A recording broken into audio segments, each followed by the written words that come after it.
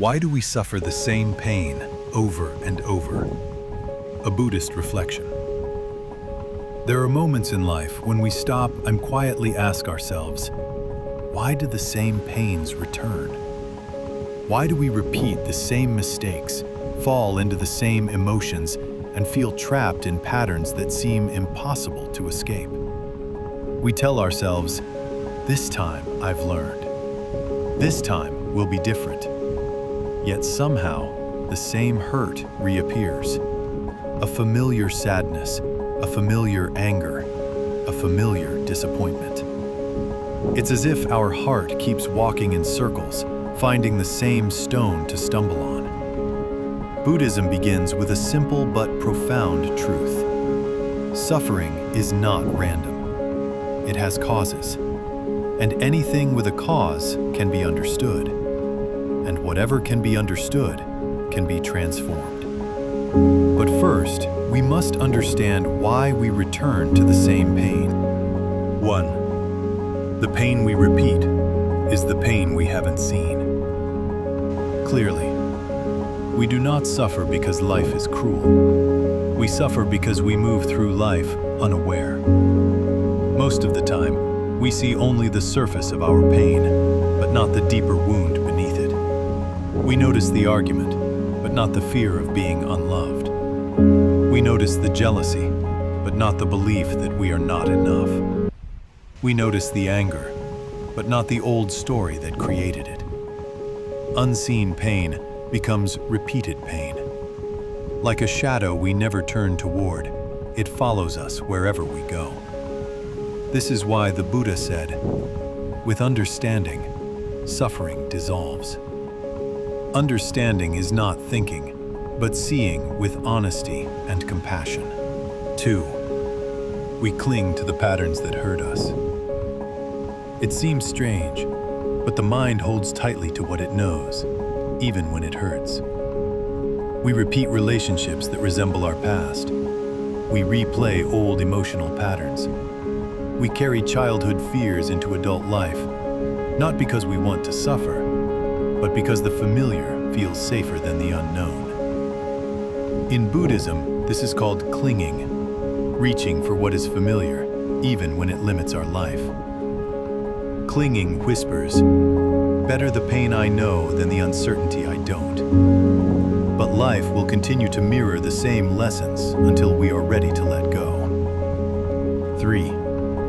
We believe pain means we failed, but often it means we are growing. When suffering appears again, we think something is wrong with us. We think we haven't progressed, but the truth is much softer.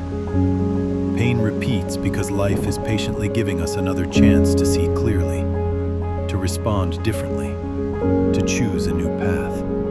Repetition is not punishment, it is a teacher. Like waves gently shaping a stone, life keeps returning to the same places until we are finally ready to awaken. 4. Emotional pain lives in the body. Buddhism teaches that the mind and body are not separate. Emotional wounds leave traces, tension, tightness, breath that gets stuck. When we face a familiar situation, the body remembers before the mind does. It reacts automatically. The heart races, the stomach tightens, the breath shortens. We think we are reacting to the present, but we are reacting to the past. This is why mindfulness is so powerful. When we breathe fully, we interrupt the cycle. We give the body permission to release the old memory instead of reliving it. Each mindful breath is a small liberation. 5. The cycle ends when we stop running from ourselves. Suffering repeats until we turn inward and meet ourselves with compassion. Not judgment, not resistance, not shame, but gentle, patient understanding. When we sit with our pain instead of pushing it away, we discover something unexpected. The pain is not trying to harm us. It is trying to tell us where we have not yet healed. All suffering is a messenger. When we listen, its job is complete. 6.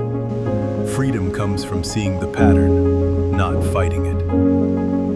The Buddha taught, what you resist persists. What you observe transforms.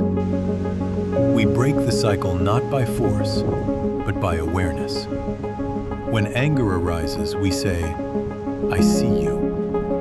When fear appears, we breathe with it. When sadness returns, we hold it with kindness. This simple act of awareness changes the entire pattern of the mind. Pain loses its power when it is finally seen. 7. A new path begins with a single aware moment. We do not need to solve our entire life at once. We do not need to eliminate all past wounds. We need only one honest moment. One moment of seeing clearly. In that moment, the circle becomes a line, the cycle becomes a path, and suffering becomes wisdom. What once controlled us now teaches us.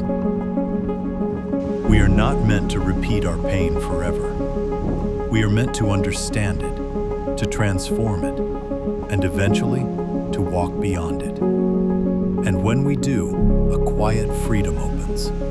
Not dramatic, not loud, but gentle and steady. The freedom of a heart that no longer runs in circles. The freedom of a mind that finally sees.